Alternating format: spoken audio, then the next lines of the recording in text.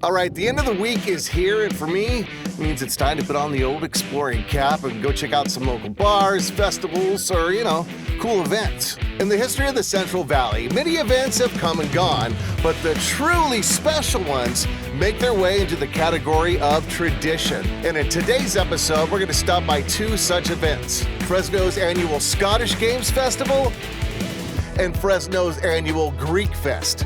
Offering a touch of the extreme and a taste of effectual charm, these two events celebrate the cultures, practices, and thousand-year traditions that the Scottish and Greek communities of Fresno have endeavored to keep alive for generations.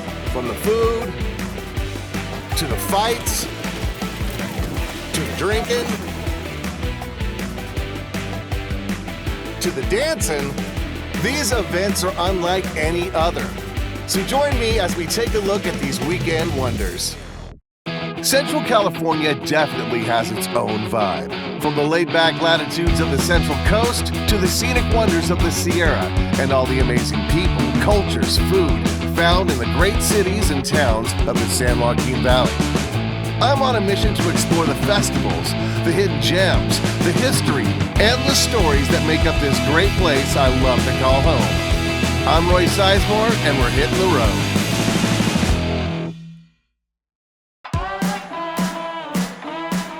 Hitting the Road with Roy Sizemore is made possible by Measure P, expanding access to arts and culture. And of course, by viewers like you. Your support fuels the adventures and incredible connections that make the Central Valley special. Every journey we take, every story we share is thanks to you. Become a member today to help keep the good times rolling. Visit our website to learn more. Thank you. More than just amazing feats of strength, the Fresno Scottish Games have a history and culture that is beloved and cherished by many. With historically accurate fighting, food, and competitions, the Highland Games are a surefire way to get anybody into the medieval mindset. Now, I knew this going in, but I'll be honest, I was not prepared for how much history and culture was woven into this fascinating tradition. All right, we are at the Highland Games, and we're going to see amazing feats of strength and find out why. What's that all about? Why are they throwing hay? What's the deal with the big poles? That's what we're here to find out.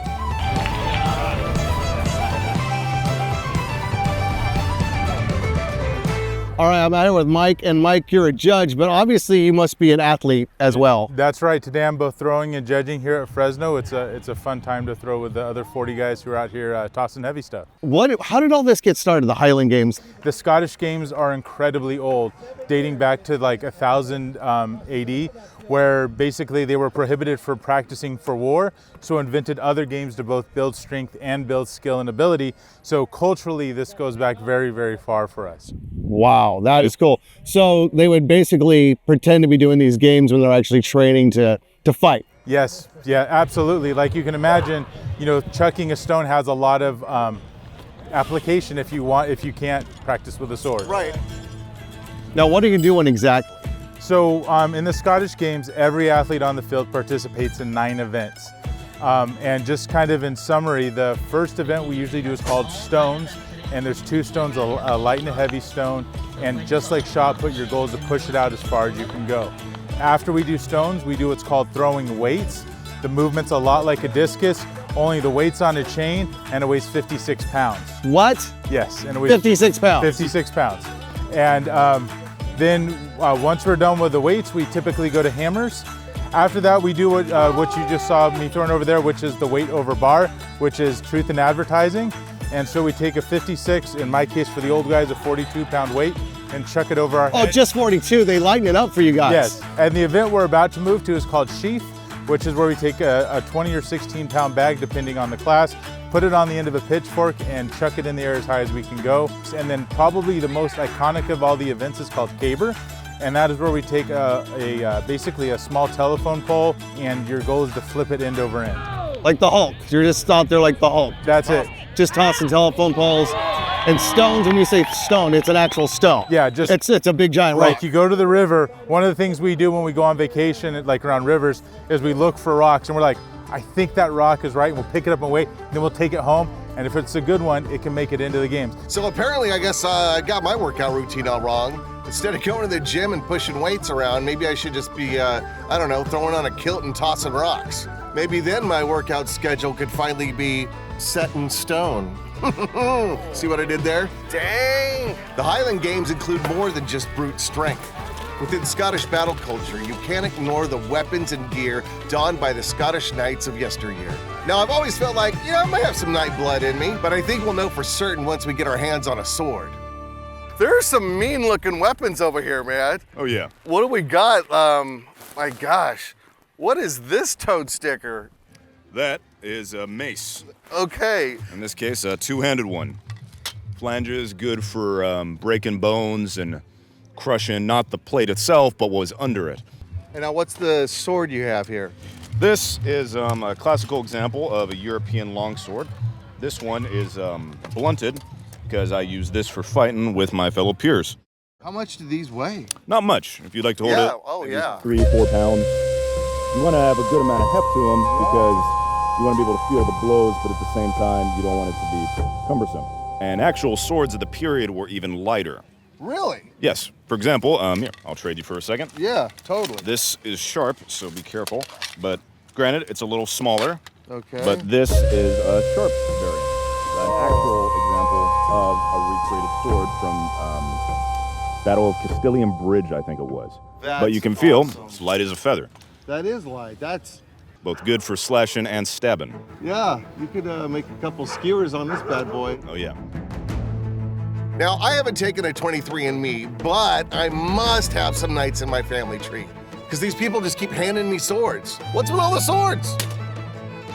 Yeah, this is the old Matthew Cross swords made out of leaf springs from trucks. Feel how heavy that sucker is. Oh my God. Just had to go on a quest to find a rental car to get that sword. We used to hit each other with that old armor right there. All those dents are from leaf spring swords. I started doing Renaissance fairs when I was 7 years old at Black Point, Nevada, the original Renaissance pleasure fair. And back then, they would not let women play male roles, and I wanted to be a soldier. Right. I wanted to march, I wanted to fight, I wanted to joust, I wanted to do all those things, but they wouldn't let me. Right. So, I became a washerwoman, okay? That was my relegated task. That's a bummer. Yeah, it was. That's a far cry. Yeah, and then years later, I was at Hanford Renaissance Fair, and I saw this man named Matthew Cross, and he had all these guys in armor like that over there, made out of car parts, literally made out of Chevy fenders, and swords made out of leaf springs, and I was fascinated. And he saw me looking over the fence, watching them fight, and he said, You want to try this? And it was the first time any man had ever offered me to get in armor and fight, and I was on it like a duck on a June bug. And once I got hit on the head a couple times, I was hooked. Wow. And I've been doing, that was 1989, and I've been doing it ever since. Once I got hit on the head, I was hooked. Totally hooked, totally And hooked. you're out there with fenders, mufflers, mufflers turned into plates, and leaf springs weighing 30 pounds. 30 pounds. Just beating the crap out of each other. Yep. And you're like, this is it. This is it, I love And you've this. been doing it ever since. I've been doing it in one form or another ever since with one group or another. But, I'll do it till the day I die, That's awesome. It's clear that the Highland Games is bigger than anything I could have imagined. Not only is it a fun glimpse into medieval Scottish culture, but it's also a 1,000-year-old tradition that transcends gender and age. Now, speaking of 1,000-year traditions, any Highland Games worth its salt has one thing in common. They are graced with the presence of royalty. The Queen of Scots? The actual Queen of Scots? So, Your Majesty, what brings you out to Fresno today? Oh, well, today we shall be watching the Scottish Games. Is this an annual thing for you? Of course. Now, when you're not at the Scottish Games, what's a normal day for the Queen? I just attend a lot of meetings. Is that on ye old Zoom? I don't believe I know what that is. Okay, that's how I have to do a lot of our meetings nowadays. Now, after this, what's the next big event for the Queen? I believe that we shall be doing Carney. Carney? Kearney. Kearney. I have an uncle who's a Carney. Very small hands. Ah, as do I. Okay. Thank you. Thank you. Thank you. Thank you. Yep, me and the Queen seem to have a lot in common. Here at the Highland Fest, the Queen isn't the only one dressing the part. Tartans, or the plaid colors you see on kilts, help distinguish Scottish clans from one another. In an effort to learn a bit more, I turned to Ed, a member of the Buchanan clan. It's kind of like the original gang colors, I guess you could say. Like my family didn't like yours. We might have to hurt each other with our scheme-do. Scheme-do, what's a scheme-do? Scheme-do is a dagger. Okay, wow. It was originally a covert weapon that was hidden under... Yeah, it's safe to say we got a little bit off track here. We went from tartans to hidden armpit knives? What? This one really got away from me. And why does everyone keep handing me swords? Yeah, that looks very sharp. Safe to say, though, the Scottish peeps had this whole combat thing down. But don't worry, though, if blunt force trauma isn't really your thing, Highland Games has got you covered. You can always opt for a more sophisticated approach. So we found swords, knives, aplenty, but now we got archery. This is pretty cool, man. This is a lot of fun. I didn't realize that they had like bows and arrows out here and stuff like that. That's cool, man. Archery, sorry, got to do it correct. Archery. All right, I'm out here with Daniel, and you're the archery master. What would you call it? I'm one of the instructors that helps people shoot. Okay, so how far back does archery go? But it is one of the earliest projectile weapons that was used in warfare and in just regular life. People would use this for hunting skills, covering infantry, so you would have the range shot. No, I haven't really shot before. Last time I had one, I made it out of like a peach tree limb and some twine in my backyard in the country. So you're gonna show me how to do this, right? Oh yeah. Okay, so lay it on like this. Yep. So like this, all right. I need to go back a little harder if I want to get that one. See if I can hit this pig here right up front. Oh, I just missed it. Oh, I just missed its head. Oh, yeah, one shot. If not, we're not eating tonight, gang. Oh, I missed it. I suck. Well, tonight we're having beans, guys. No pork, just the beans. Well, you know what they called the bad hunters, right? Gatherers? Vegetarians. Yeah, there you go. I might have spoken too soon. Though it was short-lived, I think it's time to retire that bow and pick my sword back up, because archery, obviously not my thing. I'm gonna guess that guy brought his own bow. But this guy, however, something tells me he's making all his shots. All in all, Fresno's Highland Games was an unforgettable experience. 10 out of 10 for me, but next time I go, I might have to dress the part.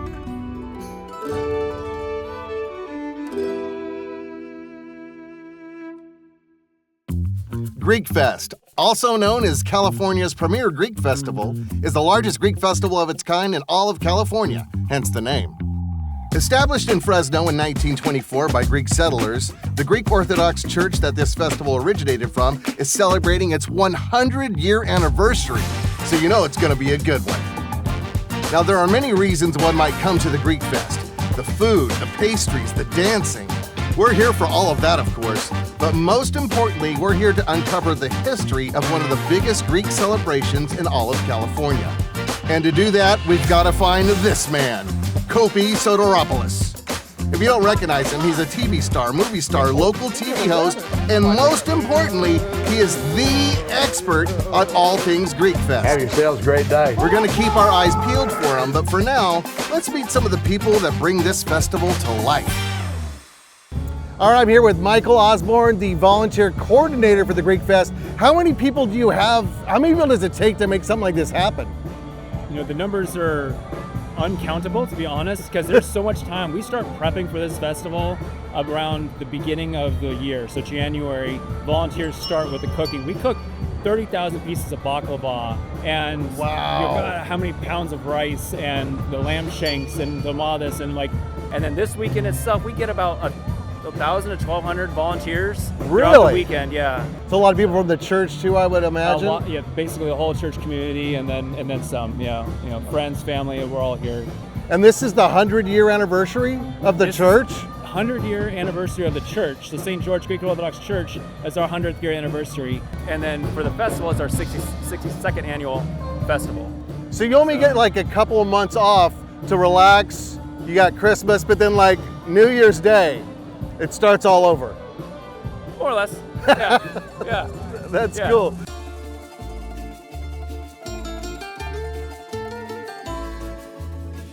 So this festival started with literally a lamb being roasted in the backyard here. So one lamb. One lamb. And then it's grown and grown and grown and grown. You got a lot more than one lamb going on We today. got a lot more than one lamb, yeah. It's hard to believe that all this started in a backyard, but sometimes the best traditions have the humblest roots. Immediately entering the Greek Fest, you can't help but notice all the cool details, the beautiful displays of Greek culture, and of course, the church that started this all, St. George Greek Orthodox Church.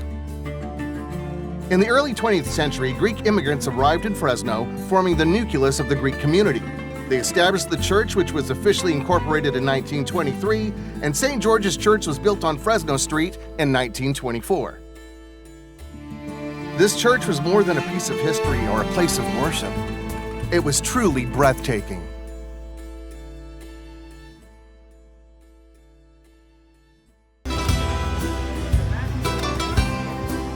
So we've got an idea of what we're celebrating. Now I think it's time to get into the Greek spirit. Opa! For that, I'm gonna need some help. Like my mom always told me, if you want to find out how a person thinks, you gotta find out how a person drinks. Luckily, we ran into just that person. I'm here with Nick, and I was trying to explain to my crew what ouzo is. Can you maybe you can clarify what ouzo is? So ouzo is basically a black licorice liquor. Well, it's made with anise seed, and so it's actually used in the same sense that they make brandy, but it's with the white grapes, and it's actually the waste from making wine. Right, and it tastes like black licorice. Yeah, they flavor it with the anise, and that's what gives it the black licorice taste, and it is super sweet. It really sneaks up on you. But then that's a traditional Greek drink then. This is the Greek spirit. So as what vodka is to Russians, ouzo is for Greeks. So like for like my family, Natty Light. If you live out in Nebraska. There you go. Thank you, Nick. Yeah, definitely. Okay, Nick, I'm sold. Even though I didn't come to the Greek Fest with the intent of trying ouzo, it's clear that the people, the culture, and the shared experiences have a way of influencing even the most reluctant people into trying new things. Unfortunately, though, I'm on the clock, so that ouzo is just gonna have to wait until another day. But maybe we can investigate it just a little more. And this particular ouzo is from Lesbos. This is ouzo Pumario. This is my favorite. It's a particularly good variety. So the best ouzo comes from Lesbos, if you ask me. Now, why is that? Because they make it there. They make it better there. They make it better there. Now, someone is saying it's kind of like some leftovers, and you mix it, and you throw this, and you throw that. I don't claim to know. You don't claim to? Okay, okay. And if you have enough of it, you'll forget if you knew before anyways. Okay, right. Okay, just one little shot's not gonna hurt. Whoa, whoa, whoa, whoa, whoa, whoa, whoa, whoa, whoa, whoa, whoa, whoa. Okay, are we ready? Okay, what do you say? Stiniamas. Stiniamas, what's that mean? To our health. To our health. Stiniamas. Woo, yeah, there it is. I think I'm starting to get the Greek Fest spirit now. Woo! Who would have thought a shot of Greek liquor was all it took? That was, that's strong. That's good. All right, it's time to buckle down and find Kopi. Luckily, wherever there's good food, good music, and good people, Kopi isn't far behind. It's good to see you, my friend. Great to be here. It's nice to have you here at our festival. Man, I love it. You know, I don't like to miss it. Yeah. You know more about this festival, I think, than anybody. Well, I've been around a few years. You've done this. You've done a couple of these. Yeah. What's the whole history behind this? Well, it started out about 62 years ago as a fundraiser when this church was built. Okay. Okay, we moved over from the west side. We built a new church, fundraiser, and it was just a little luncheon on a Sunday. Grew the next year, and over 60-some years, it is probably the biggest festival of its kind in the valley, from Bakersfield to Sacramento. Right, and you have people coming from all over for this thing. All over the place. They come from the North Valley, the South Valley, along the coast, Fairfield, from the mountains, everywhere. it's a family event. Games for the kids, all kinds of a la carte foods. We've got dinners. It's just food everywhere. Live Greek music and dancing. Right. We have booths, food booths, obviously the gyro sandwiches. And now, are you doing the dancing lessons this year? We have people that are going to professional dancers here in the valley. You're not doing it? Well, they have a person that knows what they're doing. Okay. I can give them my backyard dancing, going, Opa, you know what I mean? Yeah. Opa, there you go. But I'll be dancing. You will be dancing though? Yeah, Okay. You usually do. Well, I love it. Yeah. That's how I work off all the food I have all 3 days. I was gonna say, is that from all the baklava and all Oh man, baklava. You've got the baklava, the melo macarona, you've got the kurambiades, the sugar powdered cookies. Yes. Oh man, the the melo macarona, the syrup soaked cookies. Yeah. It's so many pieces of pastry. Plus the dinners that we have. Chicken dinner, lamb dinners, lamb shank. We've got the a la carte, so you get everything. The smells out here are amazing. Oh good, thank you. Kopi, thank you for hanging out with us today, man. Much Our appreciated. pleasure. Thank you for coming out. Oh, you bet. Continued success. Opa! Opa! Speaking of the smells, not Kopi's, I mean the other smells, it would not be a successful Greek Fest if we didn't try the food. On the way to do that, though, I ran into what you might call a little bit of a hiccup. Oh, is that a kick over my head? Are you serious? I thought he was the dance instructor.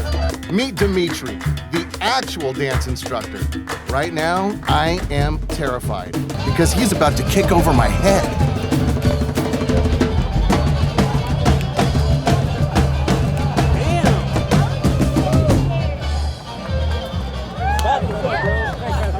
Two things I learned about Dimitri.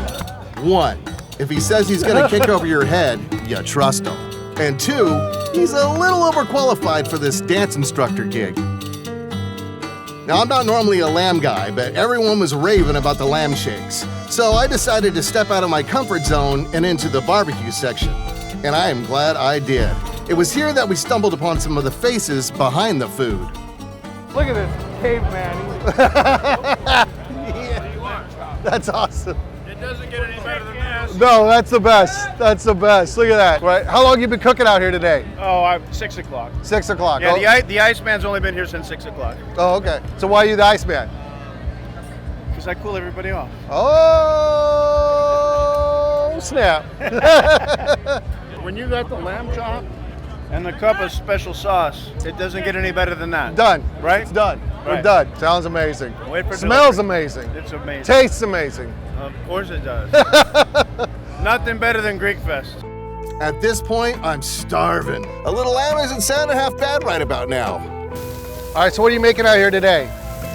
Oh, we are making, this is the gyro meat that we use for the gyros. It's a great pork lamb mixture, seasoned to perfection.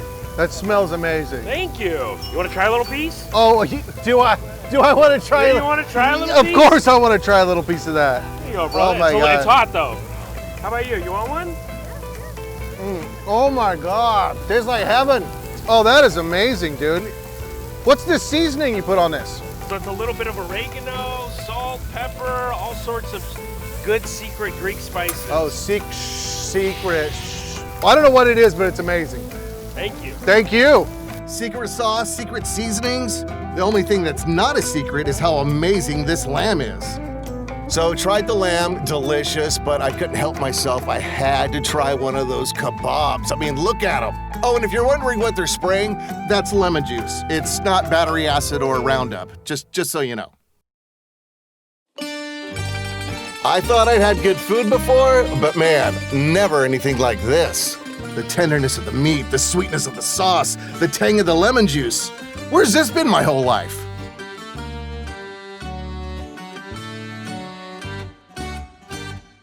Food this good shouldn't stand alone. This deserves a dessert that can top off my culinary experience here at the Greek Fest. There's tons of treats to choose from, but I think I found one that caught my eye. We're in the kitchen with Bill.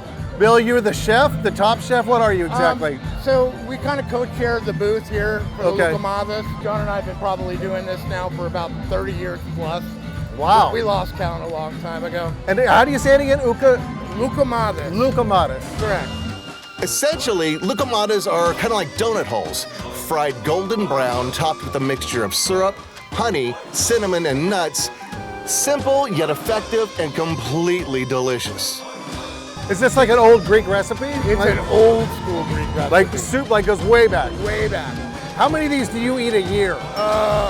That's the Well, question. you know, I have to quality control this stuff. Do you have to work out a lot to... Doesn't look like I work out, bro. After giving these things a little taste test, I'm starting to think I might have chosen the wrong profession. Best believe if I were back here making these lucamadas, not a single one of these would be making it to your plate. I'd be the world's largest lucamada salesman. I mean, like, you know, size-wise. So, what have we learned, people? If you're coming to Greek Fest, expect to eat a lot. Expect to drink, expect to laugh, expect to love every minute of it. Wait a minute, did I just basically say live, laugh, love? Yikes. Anyway, once that's all said and done, take a page out of Kopi's book and dance the night away. I mean, how could you not? Greek Fest wraps up at the end of the night in a glorious crescendo of traditional Greek music and dancing. Or in my case, maybe not so traditional dancing. Go Roy, go Roy.